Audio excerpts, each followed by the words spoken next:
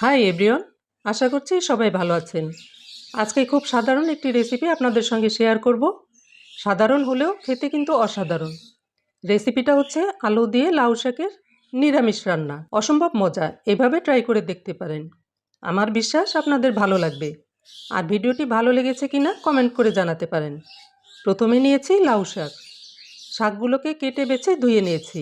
তার সঙ্গে দিয়েছি 2টি আলু কেটে। এবার রান্নাটা শুরু করছি। তার জন্য চুলায় কড়াই বসিয়ে কড়াইটাকে গরম করে দিয়েছি রান্নার তেল 1 টেবিল চামচের মতো। তেলটা গরম হলে দিয়েছি কেটে রাখা আলু আর দিয়েছি সামান্য লবণ। এবার আলুগুলোকে 2-3 মিনিট ভেজে নেব। 3 মিনিট পরে এই আলুর মধ্যে দিয়েছি কেটে রাখা লাউ শাক। এই সময় চুলার জালটা বাড়িয়ে রাখতে হবে আর লাউ শাকগুলো উল্টে পাল্টে নেড়ে দিতে হবে। যখন দেখব লাউ শাকগুলো অনেকটা কমে গেছে তখন এর মধ্যে দিয়ে দেব আধা চা চামচ লবণ। শাকগুলো কমার পরেই লবণটা দেব। প্রথমেই যদি লবণটা দেই তাহলে লবণ বেশি হয়ে যাবে এবং শাকের কালারটাও নষ্ট হয়ে যাবে। এরপর দিয়েছি আধা চা চামচ হলুদের গুঁড়ো, আধা চা চামচ ধনে গুঁড়ো, আধা চা চামচ জিরে গুঁড়ো। এবার সব কিছু ভালো করে নেড়ে চেড়ে 2-3 মিনিট এভাবে রান্না করব। দেখুন কতগুলো শাক কতটুকু হয়ে গেছে। এবার এর মধ্যে দিয়েছি গরম পানি। চেষ্টা করবেন গরম পানি দেওয়ার, কারণ শাকগুলো আমরা ওভার কুক করব না। তারপর দিয়েছি কয়েকটা কাঁচা লঙ্কা ফালি। ঝালটা কিন্তু আপনাদের পছন্দ মতো দিবেন। এবার ঢাকনাটা কিছুটা ফাঁকা রেখে ঢেকে রান্না করব 2-3 মিনিটের জন্য। আমি যেভাবে রান্না করছি এভাবে যদি আপনারা রান্না করেন তাহলে শাকের রঙটা আশা করি নষ্ট হবে না।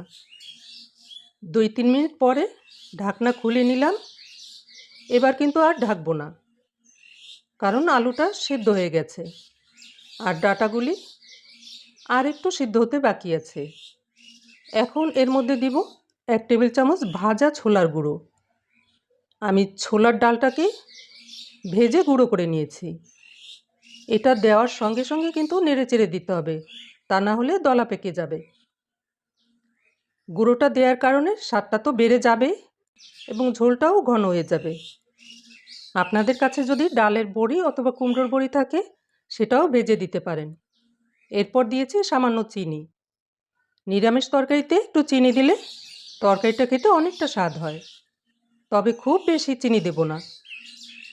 আপনারা যদি চিনিটা বাদ দিতে চান তাও দিতে পারেন, তাতেও কিন্তু স্বাদটা কমবে না। মাছ ছাড়াও কিন্তু তরকারিটা ঠিকঠাক মতো রান্না করলে খেতে অনেক স্বাদ হয়। এখন তরকারিটাকে ফোড়ন দিতে হবে। তার জন্য আমি অন্য একটি কড়াই নিয়েছি। আপনারা ইচ্ছে করলে তরকারিটা বাটিতে ঢেলে ওই কড়াইতেই ফোড়ন দিতে পারেন। কড়াইটা গরম হলে দিয়েছি সাদা তেল বা রান্নার তেল 1 টেবিল চামচ আর দিয়েছি জোয়ান 1/4 চা চামচ। 1 চামচের 4 ভাগের 1 ভাগ। এর বেশি কিন্তু দেওয়া যাবে না, তাহলে গন্ধ আসবে বেশি। জোয়ানটা কিন্তু অনেকটা রাঁধুনির মতো দেখতে। দেখুন ঠিক এরকম অনেক ছোট ছোট দানা, অনেকে আজরাইনও বলে। এগুলোকে 2 হাতের তালুতে ঘষে তেলের মধ্যে দিয়ে দেব। আর দিয়েছি একটা শুকনো লঙ্কা 2 টুকরো করে। ভাজা শুকনো লঙ্কা এবং জোয়ানের গন্ধটা কিন্তু অনেক সুন্দর। তরকারিতে দিলে তরকারির গন্ধটাই অসাধারণ হয়। এগুলোকে 1 মিনিট নেড়ে চেড়ে তরকারিগুলো এর মধ্যে ঢেলে দেব। নতুন রাঁধুনি যারা তারা কিন্তু সাবধানে এই কাজটা করবেন, যেন হাতে না লাগে। এবার মিশিয়ে নিয়ে 1 থেকে 2 মিনিট রান্না করে নেব। লবণটাও চেক করে নিলাম, সব ঠিকঠাক আছে। দেখুন কত সুন্দর কালারটা, খেতেও কিন্তু অনেক মজার। ভিডিওটি ভালো লাগলে সবার সঙ্গে শেয়ার করবেন, লাইক এবং সাবস্ক্রাইব করে আমার চ্যানেলের সাথেই থাকবেন। সবাই ভালো থাকবেন, সুস্থ থাকবেন। Good bye.